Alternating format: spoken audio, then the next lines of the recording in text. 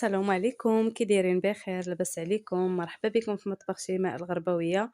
اليوم ان شاء الله غادا نوجد معكم واحد الكيك اللي كيجي زوين بزاف غير في المقله. لعشاق الشكلاط كيجي زوين، وكيجي تقريبا ندير فحال بغاوني كيجي زوين. ما تنساوش تدعموا القناه ديال اختكم شيماء، واللي ما مشتركش فيها يشترك، وتعاونوا اختكم بتعليق زوين والبارطاج، وشكرا. شوفوا تبارك الله الكيك ديالنا كيفاش كيجي قطني، وكيجي خفيف من الداخل وغير في المقله.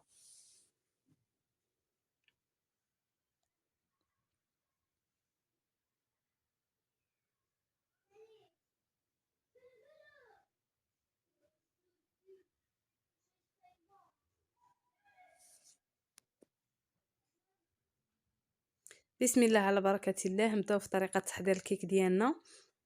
عندي واحد جوج بيضات، عندي نص كاس ديال السكر، نص الزيت، واحد كاس ديال الحليب. انا دفيته غير شويه، غير دفيته. غادي ندير فيه واحد 10 صغيره ديال نيسكافي، كتجي زوينه في هذا الكيك. وعندي واحد جوج خمارات ووحده كاكاو، ساشي وحده كاكاو.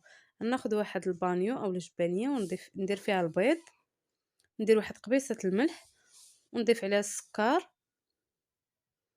ونطرب الخليط ديالي مزيان حتى يبيض ليا الشكل ديالو شويه. راه ما فيهاش كثره الخدمه، خدميها غير بالفوي ديال اليد كتنجح معاك هاد الكيك وكتجي تبارك الله زوينه. صافي كنخدمها غير شويه هكا كيبدا يبيض ليا الخليط، وكنضيف الزيت، وكنخلط عاوتاني الخليط ديالي.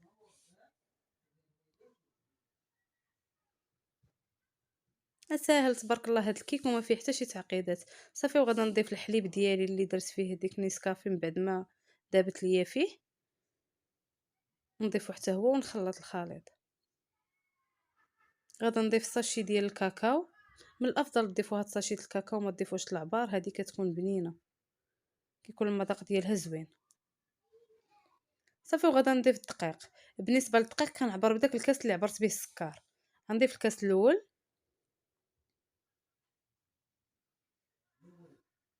ونمجز الخليط ديالي مزيان، ومن الافضل نغربلو الخليط ديالنا. وغادا نضيف الكاس الثاني حتى هو، وغادا نضيف جوج الخمارات،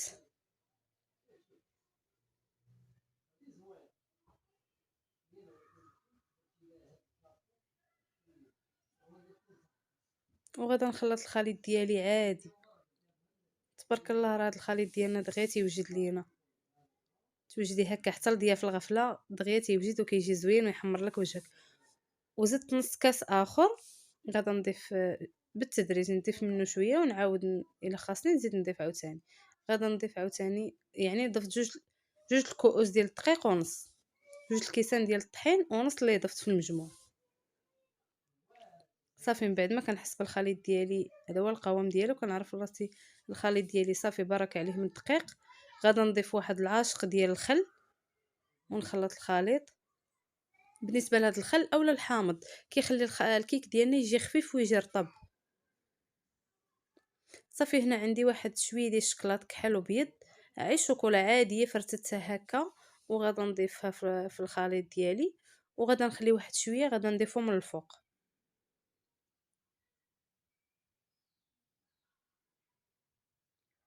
خديت المقله دهنتها بواحد شويه الزبده، وغادا نرشها بالدقيق باش ما تلصقش ليا. كنتفادى انها تلصق، ومن الافضل تاخذوا مقله ما تتلصقش.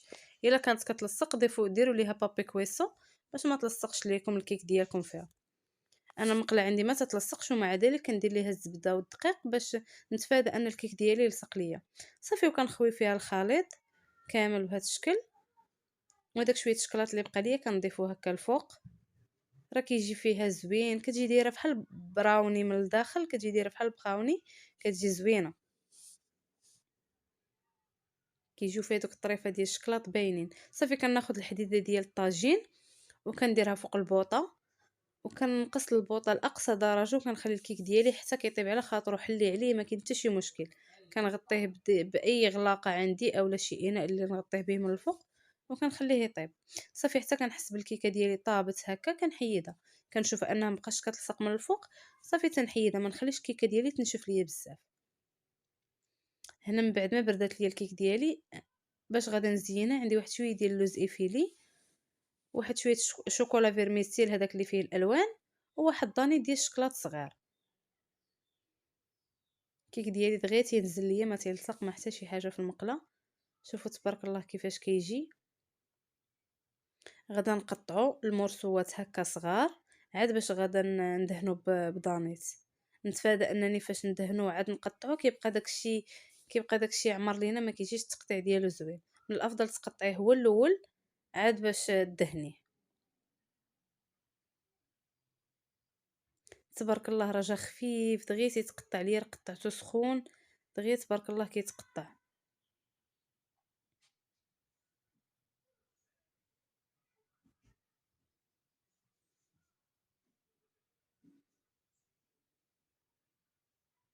انا هاد الكيكه درتها لبنتي، داتها الحفله ديال المدرسه ديال حفله وصيبتها ليها باش داتها معاها. داكشي علاش قطعتها لها هكا طريفات باش الدراري كل واحد يهز طريف. شوفوا تبارك الله كيفاش كتجي، راه كتجي خفيفه وكتجي زوينه. صافي من بعد ما قطعتها كامله بهذا الشكل غادا ندهنها بداك الداني ديال الشكلاط.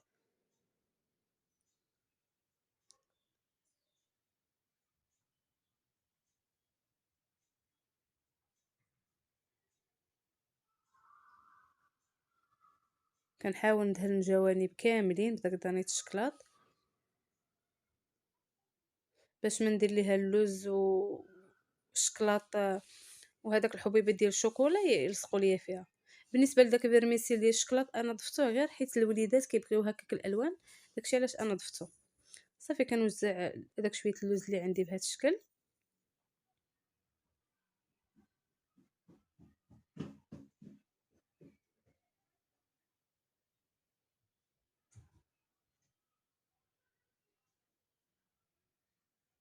وغادا نضيف هاد الحبيبات ديال الشكلاط الفيرميسيل حتى هما كيكونوا ملونين هكا، الوليدات كيعجبوهم الالوان. صافي وهذا هو الشكل ديال الاخر ديال الكيكه ديالي، راه كتجي زوينه، غير جربوها وردوا عليا في لي كومونتيرات كيفاش جاتكم. كتجي زوينه تبارك الله وجات رطبه.